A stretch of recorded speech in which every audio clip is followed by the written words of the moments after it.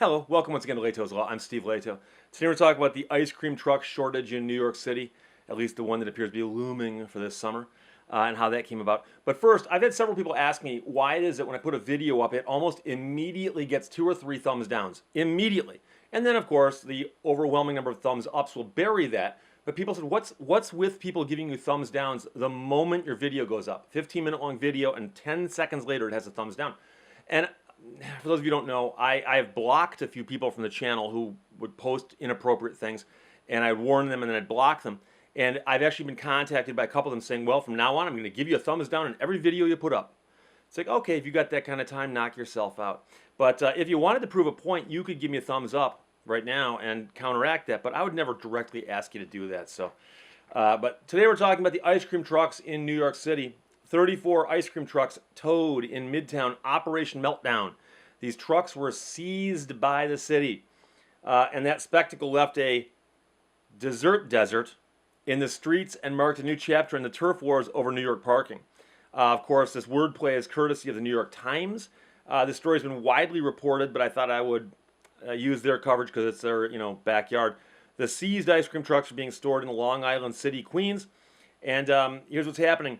Midtown Manhattan is the big leagues for ice cream trucks, according to Corey Kilgannon, with streets full of sweet-toothed tourists willing to pay New York City prices for cones.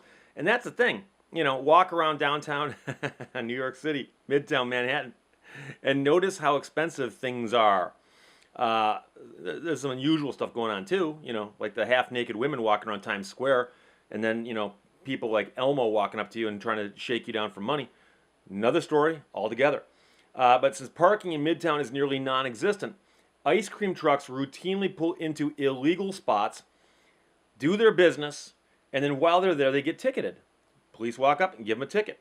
Well, on Wednesday this past week, the city launched a major crackdown, towing away dozens of trucks and accusing the owners of owing over $4.5 million in fines for roughly 22,000 unpaid parking and traffic violations.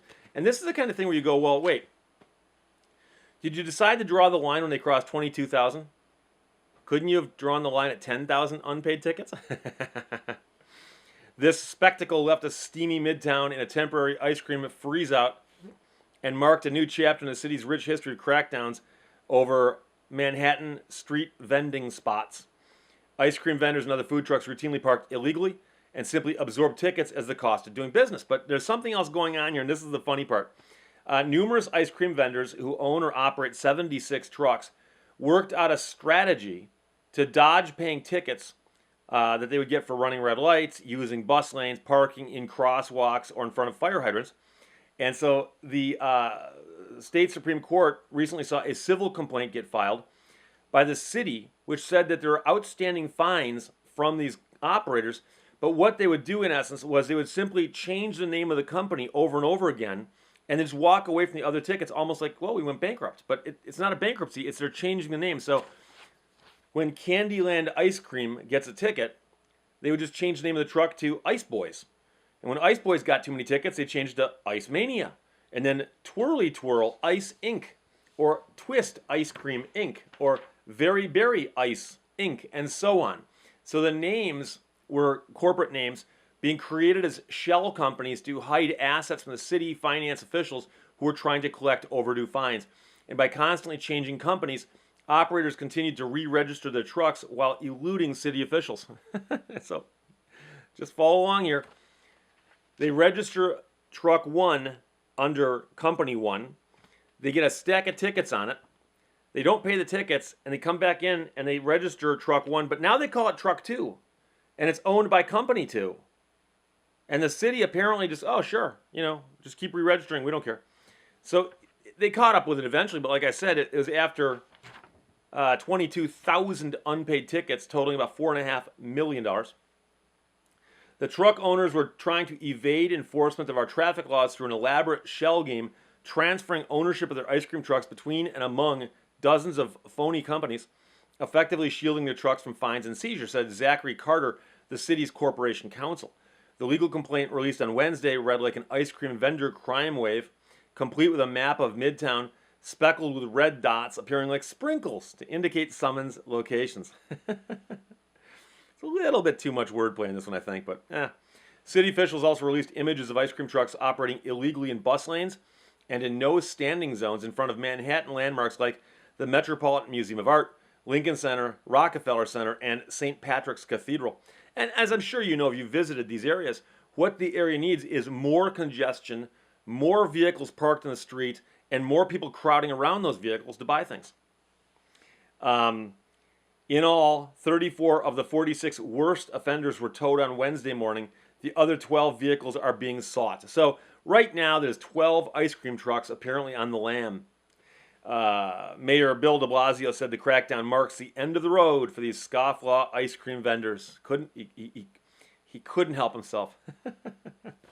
Years ago, I mentioned, and I'm not sure if I've done a video on this, but I know I wrote an article about it for Jalopnik. Maybe I'll do a video one of these days. But I was involved in I had a situation with a transmission shop that I sued in small claims court, and I filed a complaint about that with the Michigan State Attorney General's office. And unbeknownst to me, they launched an undercover investigation based on my complaint and the complaints of a few other people.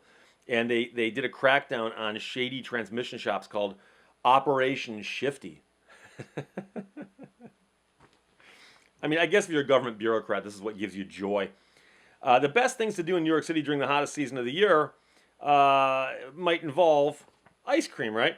Well, anyways, one truck owner named in the complaint was Dimitrios Shirkos, who was sued in 2013 by Mr. Softy for imitating their trucks.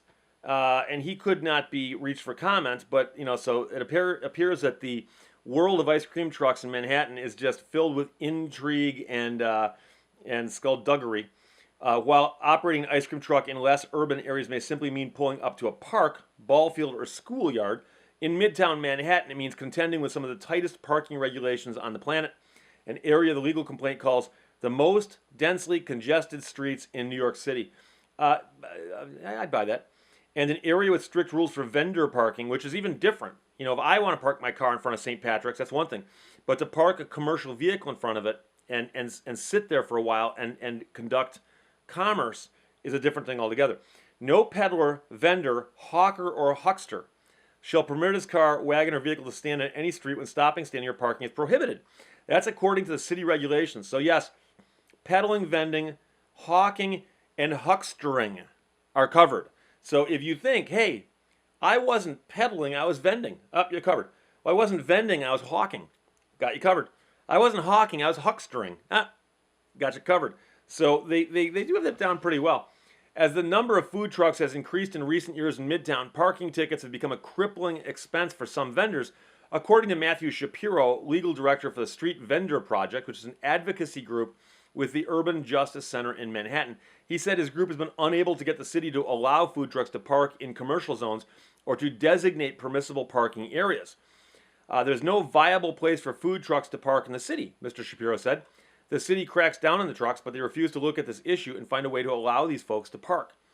I wonder about that. I mean, are they really all operating illegally? Jeffrey Zucker, a longtime lawyer for Mr. Softy, whose trucks were not named by the city as scofflaws, called it common practice for some truck operators to try sidestepping tickets by reincorporating each winter and just simply changing their truck registration. He said Mr. Softy requires its franchisees to pay tickets promptly or risk losing their route. Getting tickets is part of the game in New York City, Mr. Zucker said, but you have to pay them. So, that's the thing. And there are companies out there that follow the laws, that pay their permits and pay their tickets and pay their costs of doing business.